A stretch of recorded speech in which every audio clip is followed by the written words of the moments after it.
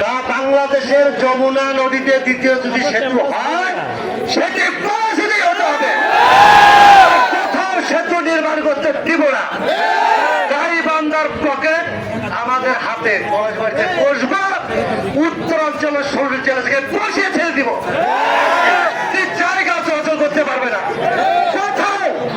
এই পলাশির বাদে কোথাও যদি চেষ্টা করা হয়, আমরা যদি সেটি টের পাই, পলাশবাড়িতে বসে যত দিন লাগে, যত বছর লাগে, পলাশিতে নির্মাণ হবে, তারপর ওই পকেট গেট ছেড়ে দিব। আমি সাহায্য করছি, পর্যাপ্ত সুযোগ সুবিধা থাকার পর আমরা কৃষি বিদ্যালয় করতে পারি, মেডিকেল করতে পারি, দিনের পর দিন অবহেলিত রেখেছে। রানার সাথে আমি একমত, আমাদেরকে সোজা পেয়েছেন, আমরা সোজা, আমরা ভদ্র মানুষ, গাইবান্ধার লোক বাংলাদেশের ভদ্র। সেটার জন্যই না যে পরবর্তী প্রজন্মের কাছে আমরা কবিত রেখে দেবো, আপনারা কেন পারেননি? আমরা কি ট্রাকে করে সিলেট যাবো, সেটা যাবো, ঢাকায় কাজ করতে যাবো কেন? এই শেষ সুযোগ, আমি আপনাদেরকে সাবধান করে দিচ্ছি, এরপরে আর কিন্তু সুযোগ নাই। এই পলাশির ব্যাপারে একতাবদ্ধ থাকতে হবে, আন্দোলন সংগ্রামে ঝাঁপিয়ে পড়তে হবে, রক্ত যদি দিতে হয় রক্ত দেব, তোমার পলাশি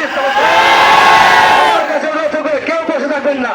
এভাবে শুধু মুখা টাকা থাকলে করলে কিন্তু আমরা কিছু আদায় করতে পারবো না, আদায় হবে পলাশি হবে, পলাশি চাই।